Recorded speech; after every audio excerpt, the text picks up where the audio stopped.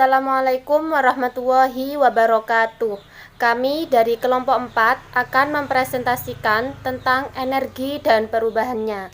Anggota dari kelompok kami yaitu pertama Rifka Amalia NIM T2019-4066, kedua Putri Agustia Indriani NIM T2019-4067, dan yang ketiga Baiti Nurfitria NIM T2019-4075. Pembahasannya meliputi konsep energi dan perubahannya, macam-macam energi dan kegunaannya dalam kehidupan sehari-hari, konsep energi mekanik, potensial, dan kinetik beserta contohnya, macam-macam perubahan energi, dan pandangan Islam terhadap energi. Mari kita simak penjelasannya berikut ini. Saya, Rifka Amalia, NIM T2019-4066, akan menjelaskan tentang konsep energi dan perubahannya. Pertama, konsep energi. Konsep energi dapat diartikan sebagai menghitung gaya dan usaha, di mana jika suatu benda diberikan energi atau usaha, maka akan menghasilkan gaya. Dan dengan adanya gaya ini, memungkinkan bahwa benda tersebut berpindah tempat dari titik satu ke titik lainnya. Lalu, perubahan energi. Perubahan energi dapat dimanfaatkan manusia untuk kesejahteraan hidupnya. Energi yang paling fleksibel yang dapat diubah menjadi energi lain adalah energi listrik. Energi listrik ini dapat diubah menjadi energi cahaya, energi bunyi, energi gerak, energi magnet, energi kimia, dan energi panas. Selanjutnya, saya akan menjelaskan tentang macam-macam energi dan kegunaannya di kehidupan sehari-hari. Yang pertama, energi matahari untuk menjemur atau mengeringkan pakaian. Yang kedua, energi angin untuk menggerakkan pompa air untuk membuat kincir angin. Yang ketiga, energi air untuk minum, mencuci pakaian, dan mandi. Yang keempat, energi listrik untuk menyalakan lampu, menyalakan televisi, dan setrika. Yang kelima, energi minyak bumi untuk sumber energi sepeda motor yang dapat memudahkan manusia untuk melakukan aktivitas. Yang keenam, energi gelombang untuk menghasilkan energi listrik dalam bentuk PLTG. Dan yang ketujuh, energi panas bumi untuk menghasilkan listrik pada pusat tenaga panas bumi atau PLTP. Saya Baiti Nurfitria dengan NIM T2019-4075. Di sini saya akan membahas tentang konsep energi kinetik, energi potensial, dan energi mekanik beserta contohnya. Energi kinetik merupakan energi yang dimiliki benda karena benda tersebut bergerak. Rumusnya yaitu energi kinetik sama dengan setengah kali mv kuadrat. Contohnya yaitu lemari yang dipindahkan, atlet yang sedang berenang, melepaskan busur panah, maupun bola yang sedang menggelinding. Lalu energi potensial merupakan energi yang dimiliki oleh suatu benda karena ketinggian atau posisinya. Rumusnya yaitu energi potensial sama dengan M kali G kali H. Contohnya yaitu sebuah batu yang kita angkat pada ketinggian tertentu memiliki energi potensial. Jika batu kita lepas, maka batu akan melakukan kerja yaitu bergerak. Lalu yang ketiga yaitu energi mekanik, merupakan energi yang dimiliki suatu benda karena sifat geraknya. Rumusnya yaitu energi mekanik sama dengan energi potensial ditambah energi kinetik. Contohnya yaitu memukul paku dan mendorongnya ke dinding dan bola penghancur.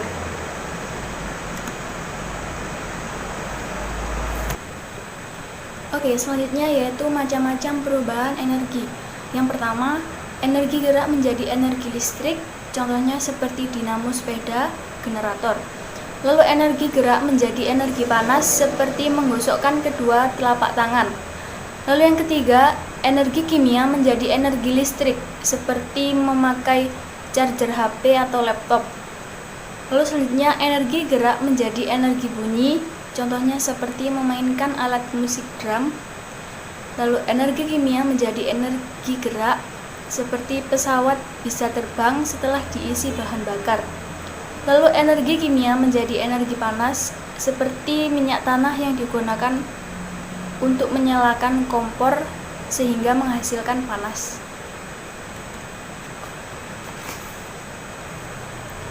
Contoh selanjutnya yakni energi kimia menjadi energi cahaya, yaitu seperti lilin ketika dibakar.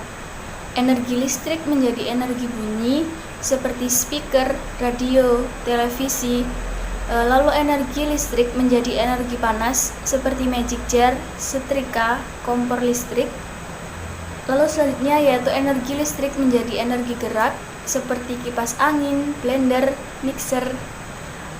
Lalu energi listrik menjadi energi cahaya, contohnya seperti lampu pijar, lampu tabung. Lalu yang terakhir yaitu energi listrik menjadi energi magnet, seperti alat pengangkat besi yang menggunakan magnet atau elektromagnet. Saya Putri Agusia Indriani dengan NIM T 2019-4067 akan menjelaskan mengenai pandangan Islam terhadap energi. Yang pertama yaitu dalam Al-Quran surat Ar-Rahman ayat 33 yang berbunyi A'udzubillahi minasyaitonirrajim Bismillahirrahmanirrahim Ya ma'syaral jinni wal insi in istata'tum an tanfudu min aqtaris samawati wal ardi fanfudu La tanfuduna illa bisultan, yang artinya, hai jamaah jin dan manusia, jika kamu sanggup menembus, melintasi penjuru langit dan bumi, maka lintasilah. Kamu tidak dapat menembusnya kecuali dengan kekuatan. Tafsir Al-Quran Surat Ar-Rahman ayat 33. Hai semua jin dan manusia, jika kalian sanggup menembus, melintasi penjuru atau kawasan-kawasan langit dan bumi, maka lintasilah. Perintah di sini mengandung makna yang menunjukkan ketidakmampuan mereka untuk melakukan hal tersebut. Kalian tidak dapat menembusnya melainkan dengan kekuatan, dan kalian tidak akan mempunyai kekuatan untuk itu. Analisis pembahasan tentang surat Ar-Rahman ayat 33. Allah menyeru jin dan manusia dan mempersilahkan untuk melintasi langit dan bumi jika bisa melakukannya. Di dunia ini, jin dan manusia tidak bisa lari dari takdir Allah dan tidak bisa lari dari kekuasaannya. Di akhirat nanti, jin dan manusia tidak bisa lari dari pertanggungjawaban atas amal-amal di dunia. Manusia bisa menjelajah ruang angkasa dengan sultan, kekuatan ilmu pengetahuan. Namun, kekuatan manusia itu terbatas. Ayat ini memotivasi manusia untuk mengembangkan ilmu dan teknologi agar bisa menjelajahi ruang angkasa dan lain-lain. Yang kedua ialah dalam Al-Quran surat Ar-Rum ayat 48 yang berbunyi A'udzubillahi minasyaitonirrajim Bismillahirrahmanirrahim Allahul ladzi yursilur riyaha fatuthiru sa'aban fayabsutuhu fis samai kayfa yasha'u wa yaj'aluhu kisafan fataral wadqa yaruju min hilalihi فَإِذَا أَصَابَ بِهِ مَن يَشَاءُ مِنْ عِبَادِهِ إِذَا هُمْ يَسْتَبْشِرُونَ, yang artinya Allah lah yang mengirimkan angin, lalu angin itu menggerakkan awan dan Allah membentangkannya di langit menurut yang Dia kehendaki dan menjadikannya bergumpal-gumpal, lalu engkau lihat hujan keluar dari celah-celahnya. Maka apabila Dia menurunkannya kepada hamba-hambanya yang Dia kehendaki, tiba-tiba mereka bergembira. Tafsir Al-Quran Surat Ar-Rum ayat 48. Dialah yang mengirimkan angin, yang menggerakkan awan yang berat, karena mengandung air. Lalu Allah menyebarkannya di langit sebagaimana Dia kehendaki. Dia menjadikan awan-awan itu potongan-potongan, maka kamu melihat hujan keluar dari celah-celah awan. Bila Allah mengirimkan hujan itu kepada hamba-hambanya, mereka pun berbahagia dan bersuka cita karena Allah telah memberikan hujan tersebut kepada mereka. Tafsir Al-Muyassar atau Kementerian Agama Saudi Arabia, Ar-Rum ayat 48.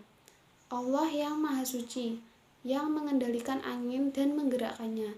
Lalu angin itu menggerakkan awan dan Dia membentangkannya di langit dengan kehendaknya, baik sedikit maupun banyak, dan menjadikannya gumpalan-gumpalan. Maka engkau lihat, wahai orang yang melihat hujan turun dari sela-selanya. Analisis pembahasan terkait Al-Quran Surat Ar-Rum ayat 48. Di saat musim kemarau seperti ini, betapa rindu kita dengan hujan. Ya hujan, salah satu bentuk kuasa Allah. Kebesaran Allah untuk makhluk hidup di muka bumi, proses terbentuknya hujan masih merupakan misteri besar bagi orang-orang dalam waktu yang lama.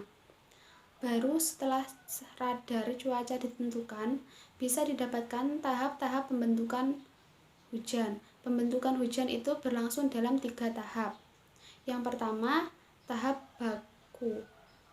Hujan naik ke udara, lalu awan terbentuk. Akhirnya curahan hujan akan terlihat. Al-Quran mempunyai teori sendiri tentang pembentukan hujan. Menurut yang dikehendakinya dan menjadikannya bergumpal-gumpal, lalu kamu lihat air hujan keluar dari celah-celahnya. Maka apabila hujan itu turun mengenai hamba-hambanya yang dikehendakinya, tiba-tiba mereka menjadi gembira. Yang selanjutnya adalah dalam Al-Quran Surat Al-Hijr ayat 22 yang berbunyi, A'udzu billahi minasyaitonir rajim.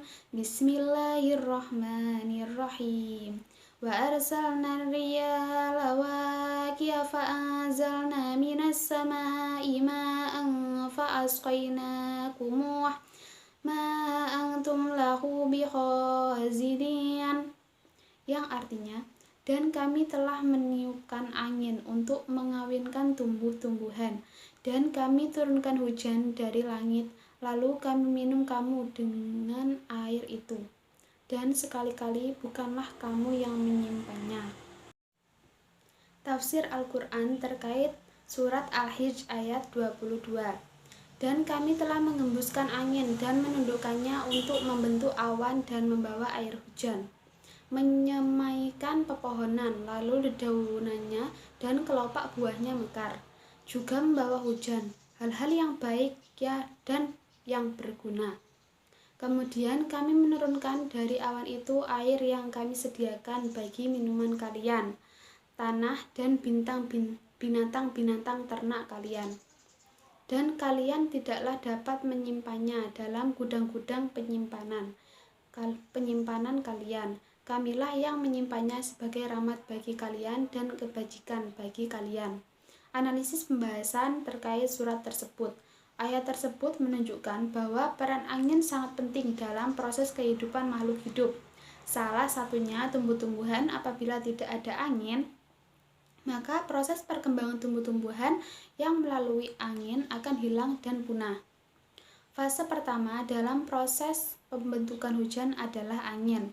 Dalam sebuah penelitian sampai abad ke-20, diketahui bahwa angin pula yang menggerakkan awan. Sementara penelitian ilmu meteorologi modern diketahui bahwa angin berperan dalam proses penyerbukan dan pembentukan hujan. Dalam proses hujan, angin juga diketahui mengawinkan partikel-partikel yang dibawa dari laut dengan uap air yang melayang di udara dan akhirnya membantu dalam proses pembentukan hujan. Jika angin tidak memiliki sifat ini, maka butiran-butiran air yang ada di atmosfer bagian atas tidak akan pernah membentuk dan hujan pun tidak akan pernah terjadi.